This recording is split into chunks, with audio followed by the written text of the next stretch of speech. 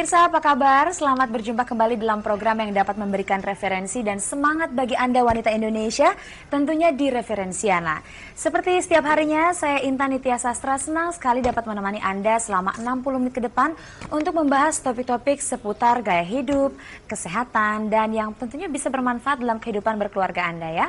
Nah, dalam acara ini kami juga memberi kesempatan bagi Anda semua yang ingin ikut berpartisipasi dalam topik pembahasan dengan menghubungi langsung nomor telepon 021-392-2121.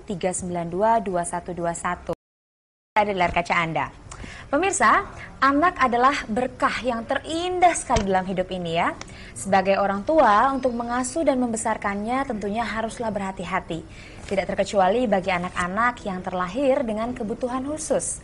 Nah, agar supaya penanganan tepat sejak dini, para orang tua juga harus bisa mendeteksi sehingga secara fisik maupun mentalnya perkembangan anak-anak ini dapat termonitor dengan baik ya.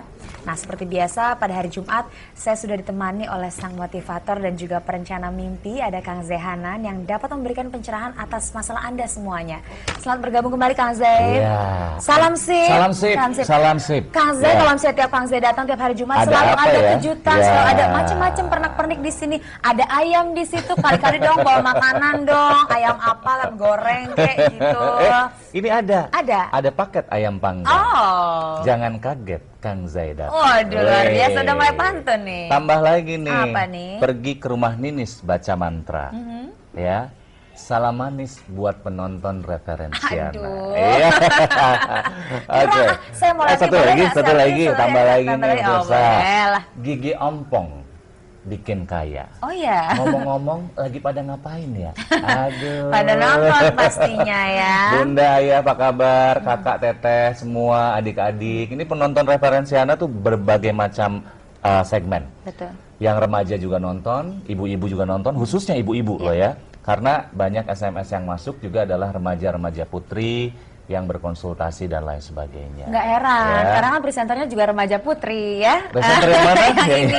Kalau ini kan sekalian ibu-ibu, kalau ini remaja putri. Nah, Kang, sekarang kita akan mulai membahas ya. Betul. Sepertinya kan semua orang tua nih pingin sekali anak-anak mereka ini terlahir sehat, lahir, batin ya.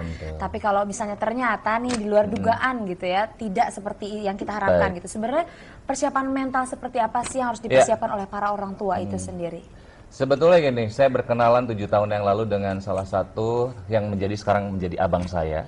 Itu di satu kereta dan beliau berserta istrinya dan juga anak yang Down syndrome. Ya, saya melihat pengorbanan mereka luar biasa untuk menenangkan anak ini. Itu di kereta loh. Dan itu cukup mengganggu orang-orang sekeliling. Karena dia teriak-teriak, marah-marah, ibunya dijambak, kadang-kadang ibunya dipukulin. Tapi ibunya itu betul-betul sangat tabah. Dan ayahnya pun, ya, bapaknya ini juga betul-betul memperhatikan sekali perilaku anak wanitanya ini. Usianya 20 tahun anak wanitanya ini, dan itu hanya satu-satunya. Terus setelah itu saya ngobrol-ngobrol, akhirnya saya berkenalan lebih lanjut. Beliau mau pergi ke Malang untuk istilahnya menitipkan anak ini di sekolah luar biasa, ya, untuk anak-anak dengan kebutuhan khusus. Ya? Ibu, bunda, ayah, hati-hati kalau misalnya kita menggunakan kata-kata autis, ya. Ini ada yang lebih pantas lagi dan lebih membuat kita menjadi apa ya? Pantas lah untuk tidak menyebutkan kata autis. Itu anak autis tuh, ya. Padahal belum tentu. Tapi harus yang baik, kata-katanya adalah anak dengan autisme. Oke, jadi kalau ada anak yang sepertinya autis, kita menyebutnya itu anak dengan autisme. Karena sifatnya yang autis itu bukan anaknya sendiri kan sebetulnya ini terlahir dengan keinginan sempurna. Ya, ingin lebih sempurna lagi, pengucapannya adalah anak dengan kebutuhan khusus. Ya, itu dia. Nah, terlepas dari apa yang kita ucapkan tadi, kita harus mengerti bahwa tidak semua orang seperti yang Intan bilang tadi. Orang tua yang melahirkan anaknya sempurna, ada juga yang tidak sempurna. Dan kadang-kadang diasingkan. Ya, kasus bapak tadi juga beserta istrinya sempat down. Ya, udah anaknya Down syndrome, orang tuanya juga down. Dan akhirnya apa? Setelah proses tersebut, itulah yang diharapkan oleh saya, ya, khususnya untuk membuat orang tua, khususnya ayah, ibu, ya, untuk menerima anak-anak itu seperti apa adanya. Ya. Jadi kita sebagai orang tua harus bisa menerima keadaan ya. Iya, salah satunya itu, salah satunya. Dan menerima sekelilingnya dengan kondisi anak yang seperti ini. Oke. Gitu. Tapi saya tidak akan membahas lebih lanjut tentang kenapa sih anak ini menjadi Down syndrome. Karena itu kan dari memang Medisnya dari ada. umur 3 bulan, ya, yang saya tahu itu umur dari 3 bulan. Dan saat proses otak anak itu berfungsi dengan sempurna umur 3 tahun, itu sudah sulit untuk diperbaiki sebetulnya. Nah, bagaimana nanti? Saya juga nanti nggak sendiri nih, Intan. Ada teman-teman juga nanti. Membawa kejutan lain hari ini ya, sepertinya ya. Tapi kalau misalnya tadi kan ceritanya Ya. Kang Zai, kedua orang tua itu sepertinya sudah bisa menerima keadaan Oke. ya.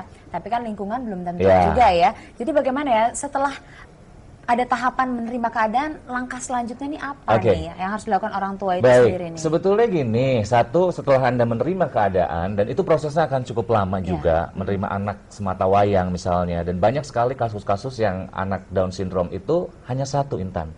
Karena orang tua trauma, takut yang keduanya juga akan terjadi seperti itu, ya. Atau memang Tuhan itu maha adil, memberikan anak hanya satu.